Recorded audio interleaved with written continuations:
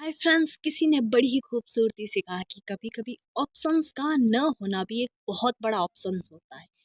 क्योंकि एक फूल होता है, उसे पता नहीं होता कि सुबह मंदिर में जाना है या फिर किसी की कब्र पर, लेकिन फिर भी वो अपना हर एक पल बहुत खूबसूरती से जीता है। और जिस जहाँ भी जाता है अपनी खुशबू फैलाता है, महकता है। एक बहुत ही अच्छी सीख देता है हमें। और इंसान के पास बहुत सारे ऑप्शंस होते हैं, इसलिए वो जिंदगी को इतनी बखूबी से नहीं जी पाता।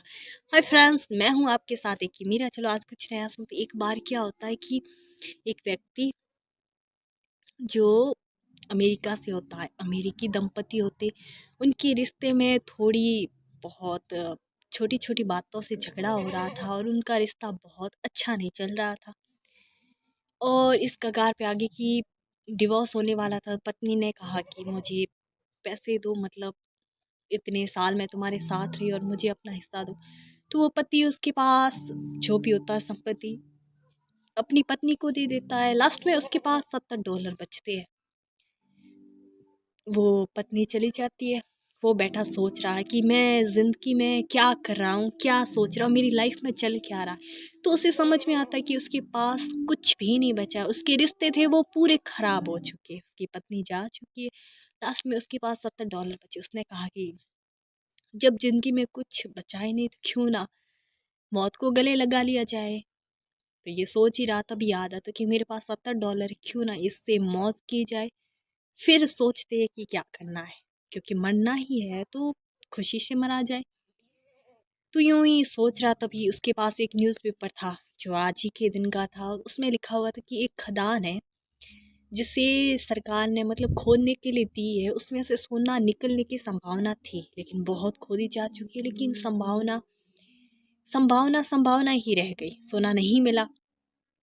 तो अब उसकी नीलामी हो रही है। व्यक्ति सोचता है क्यों ना जुए में पैसे लगाने से अच्छा है कि इस पे लगा लिया जाए। और फिर सोचते क्या करना है, तो वहाँ से निकल जाता है। वहाँ पहुँचता है, देखता है कि वहाँ पे कोई नहीं था। ये इकलौता व्यक्ति था जो वहाँ पे नीलामी नीलामी में शामिल होने आया था। तो वहाँ पे बैठा रहता है, कोई नहीं आता। तो सरकार ज़मीन इसे दे देती है $70 में। सब चले जाते हैं।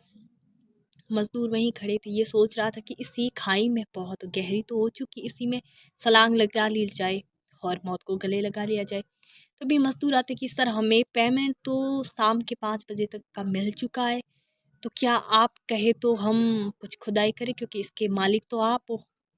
व्यक्ति कहता है यदि आपको मिल ही चुका है पैसा तो अभी 2 बजे है, 3 घंटे आपके पास है, खुदाई कर दो। तो वो व्यक्ति खोदते, और जैसे 3 फीट खोदा था कि नीचे से सोना निकल गया।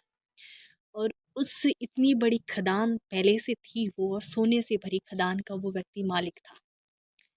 धीरे धीरे मिलीनियर बन गया, बहुत पैसे हुए उसके पास।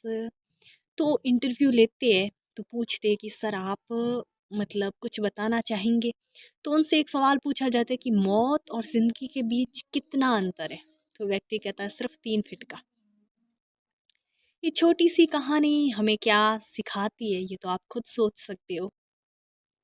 पर एक बात है कि इंसान होता है, उसके पास बहुत सारे ऑप्शंस होते हैं। हमें ना छोटी उम्र से जैसे पढ़ाई के लिए दौड़ते हैं, फिर नौकरी के लिए दौड़ते हैं, स्कूल्स होती है तो सोचते इससे पीछा छोड़े कॉलेज में जाए, एंजॉय करेंगे। जब कॉलेज होती है तो एंजॉय तो अलग रहता है, लेकिन दिमाग में ये चल रहा है कि कॉलेज ख़त्म होने के बाद क्या करेंगे, नौकरी नहीं लगी तो घर पे कैसे जाएंगे, क्या करेंगे।